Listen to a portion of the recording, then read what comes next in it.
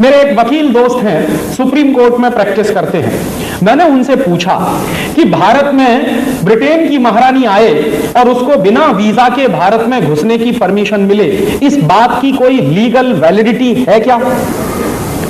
तो उस वकील ने मुझे कहा कि हां राजीव भाई, इस बात की पूरी लीगल वैलिडिटी है कि ब्रिटेन की रानी को भारत में आने के लिए वीजा लेने की जरूरत नहीं है। तो मैंने उन वकील से कहा कि यह सिर्फ एक स्थिति में होता है, ऐसी लीगल वैलिडिटी एक ही स्थिति में होती है।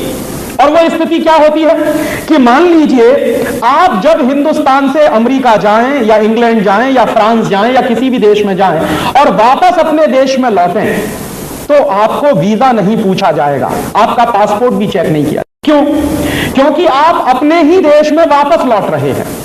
तो आप जिस देश के नागरिक हैं, उसी देश में जब आप वापस लौटते हैं तो आपको ना तो वीजा पूछा जाता है ना पासपोर्ट पूछा जाता है। तो मैंने मेरे वकील दोस्त से कहा कि ब्रिटेन की रानी को अगर वीजा नहीं पूछा गया, पासपोर्ट नहीं पूछा गया, तो मैं ये मानूं क्या कि ब्रिटेन की महारानी हिंदुस्तान की नागरिक है? तो उन्होंने कहा कि हां ऐसा है। तो मेरे तो होश उड़ गए। मैंने कहा आप क्या कह रहे हैं? उन्होंने कहा मैं बिल्कुल ठीक कह रहा हूं।